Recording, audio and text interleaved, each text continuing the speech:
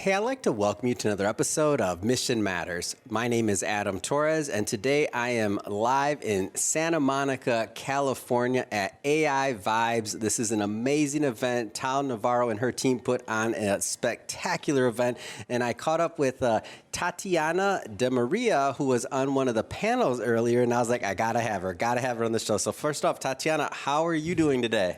I'm doing well, thank you. It's an enjoyable event, some great speakers. So it's been great so far. Thanks for Tal for putting it on. Oh, amazing. And what was your panel about? It was about AI and creativity, but specifically in music. So AI and music in general. Well, what did you get out of it? Like for the audience that couldn't make it and that are watching this at home next year, but what did you get out of it? Well, I think what anyone from the public could get out of it is a variety of things, because right now, today, people are very, very focused on generative AI. So, for example, OpenAI came out with large language model, kind of an infrastructure that a lot of companies could then say, we can generate a lot of assets in any kind of industry based on this particular model, right? So we can generate thousands of images, we can generate movies, we can generate music, we can generate content from existing content out in the world. And so that's been such a large focus, and thousands of AI companies came out based on this one model saying, we can now do this, we can now do this. Yeah. And so it's very, very fragmented. Our company takes a very different approach. So I founded a company called Super Fanatics, and what we do is we use AI, we use generative AI, but we use predictive AI and generative AI, not to generate content off ready existing content, because it's great. Yes, we do some of that on the back end. Yeah.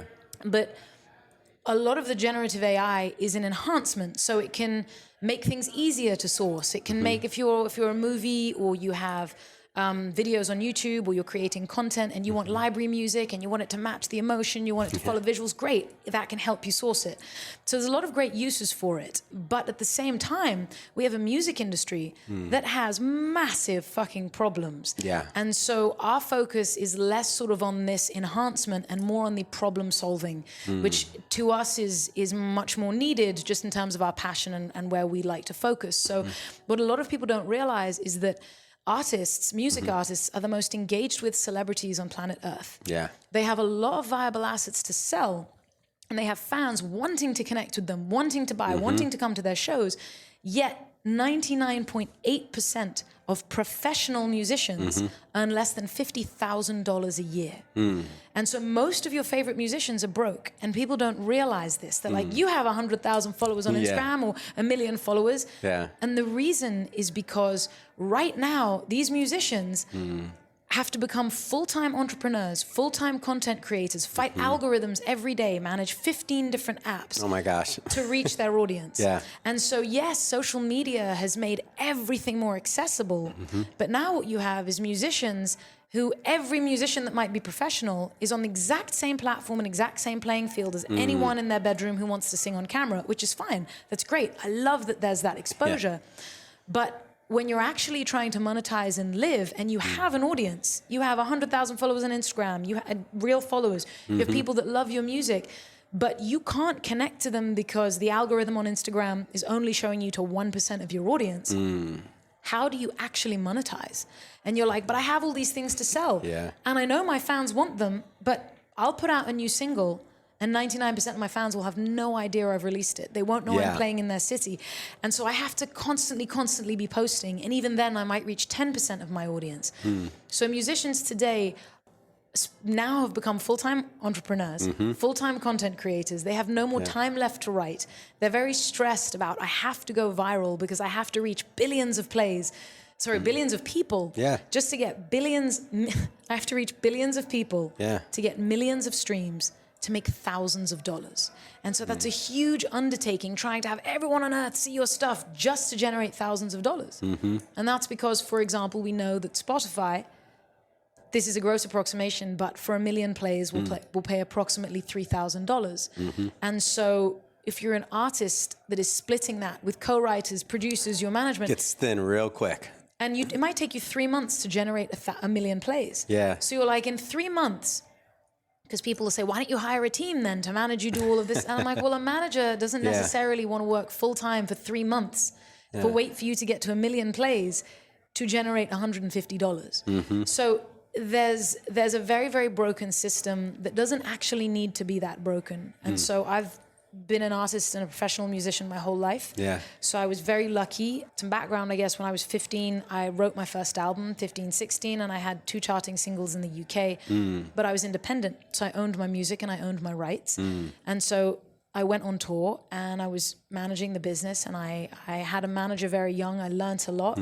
And then he retired from management, and as a teenager, I kept managing and kept building. And so I did the Warped Tour in the US, which I love. It was a fun tour. It was the first time I did it. And I'm like, I just made $100,000 in 2 months on the Warped Tour, yet this label is offering me $100,000 to own my music and my rights in perpetuity. And I was like, hang on a second. What if I just built this as my business and owned my rights and had that freedom, so I wasn't beholden to a label structure, or, For sure. What's very common is you'll record an album, but we won't release it unless, as Halsey was saying today very publicly, or a year ago, I've sold whatever it was, 100 million albums, or I can't remember it, so don't quote me on that. She sold a lot of records, millions of albums, but her label is saying, we're not going to release your new single unless you have a viral or you fake a viral moment on TikTok. And so even the labels, even the big institutions are beholden to social media attention, because again, everyone is in this archaic model of you need to reach billions of people to generate any income. So what we do is we flip it. You don't need to reach billions of people to generate income. You could take the 1,000 True Fans model, have 1,000 fans spending $100 on you in a year and make $100,000. And musicians are not making that. So what we do is we've built predictive AI and AI tech over the last 6 years, but we have an extensive background with my co-founder on data analytics and behavior.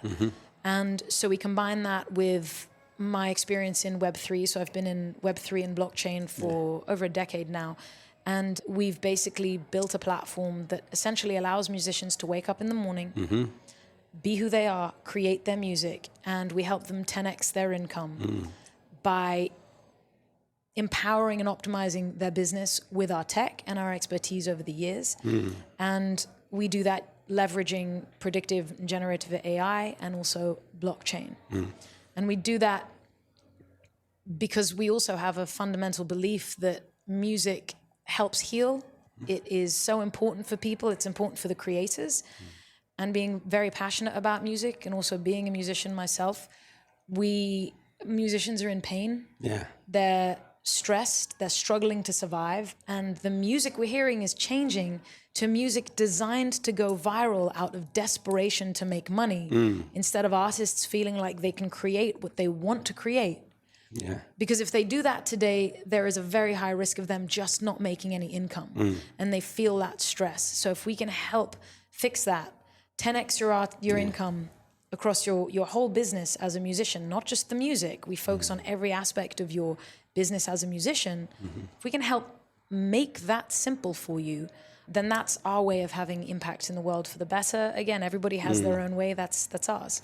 Now, you had that early influence of your manager. It might even been before this, so I don't want to superimpose this. But did you consider yourself like entrepreneurial pretty young on, even outside of just being a musician? I'm just curious. Were you, and did that interest you, like business, just in general? Yeah, because your platform, and I'll tell you why I ask you, by the way, your platform's amazing, and not everybody has that drive, or not, and I don't mean drive, because it's not a trade-off. It doesn't, I'm not trying to pass a judgment one way or the other, but some people just don't have that part. They don't want to do it for whatever reason. Not judging, but your platform solves that. So I'm just curious, like, did you have that early on, like the business side? Like you just were interested or curious, or?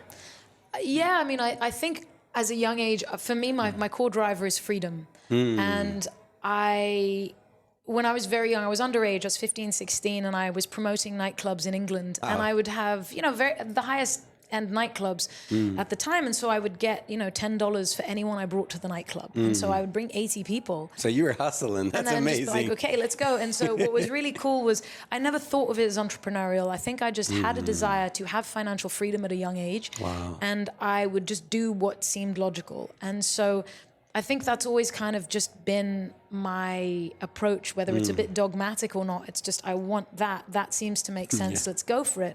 And then I was very lucky to meet that manager and meet various people that I learned from along the way.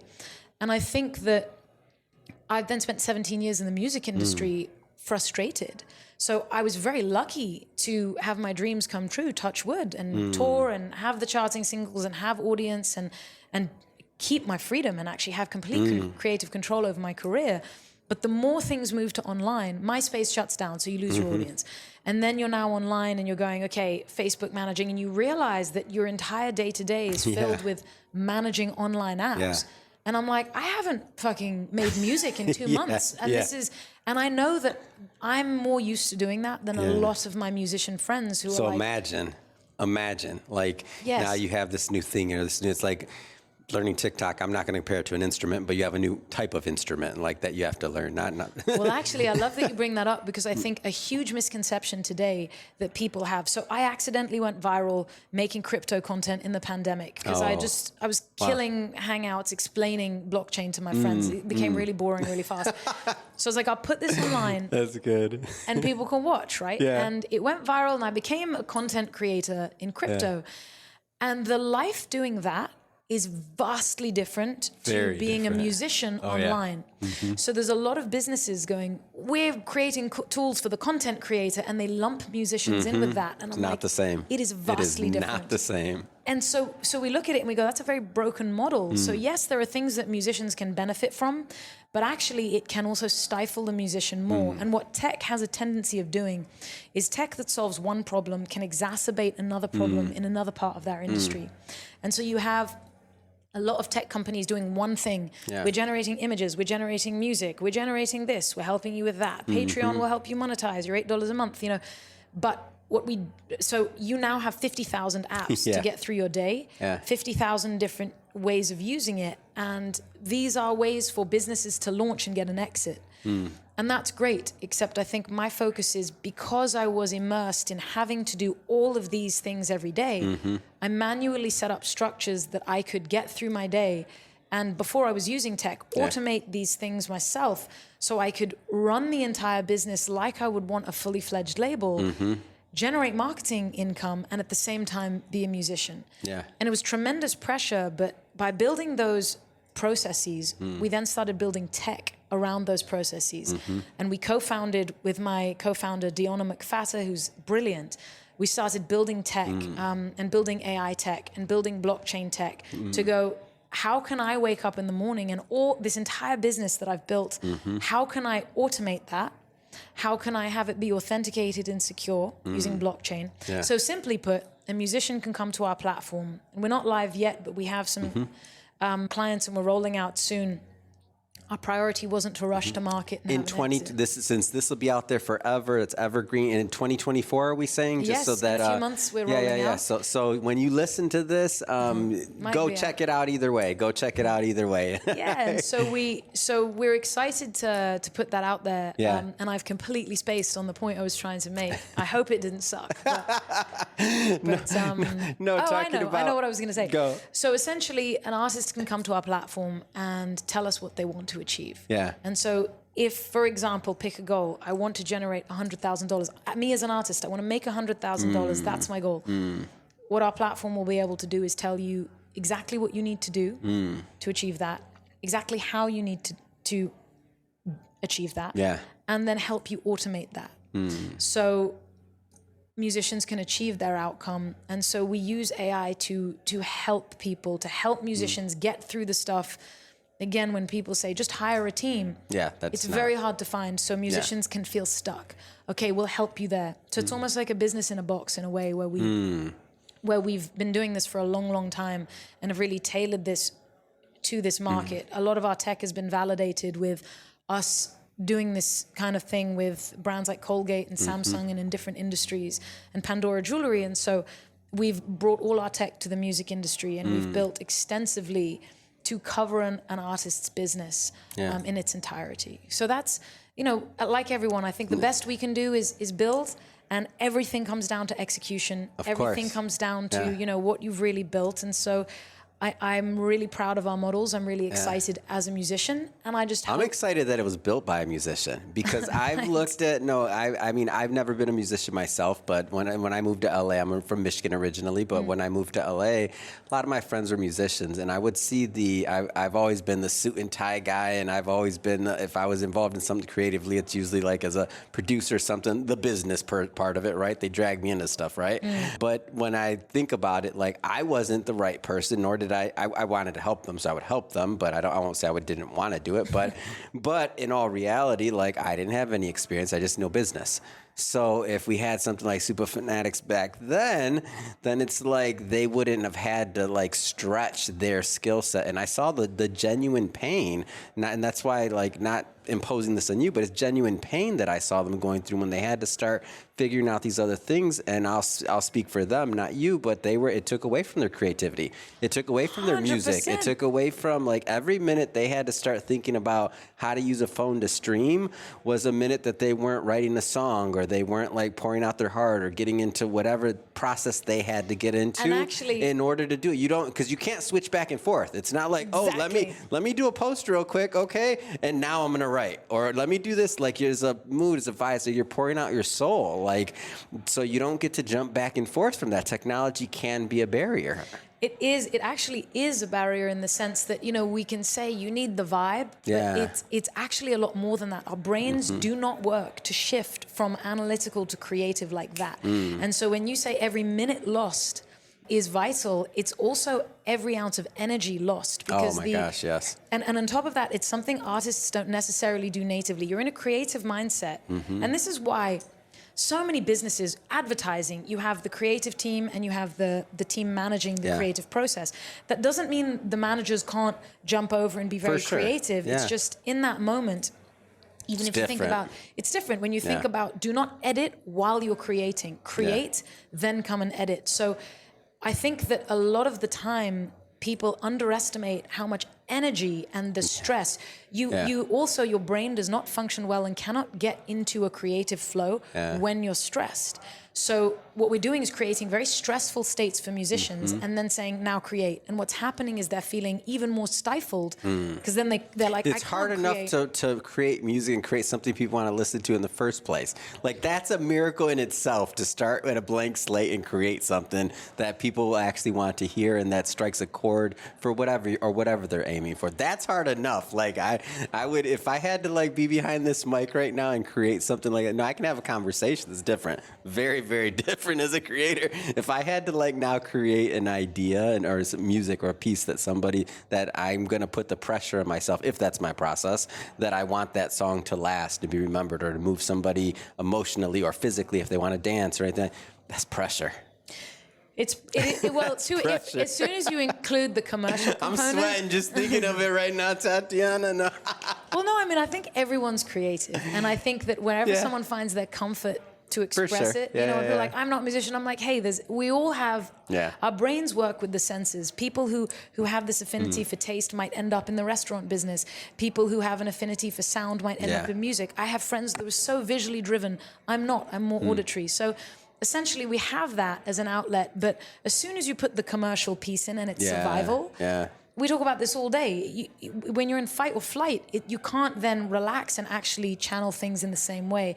But I would also say, so as much as everybody's creative, actually as humans, I think that's such an important part of our existence and our wellness.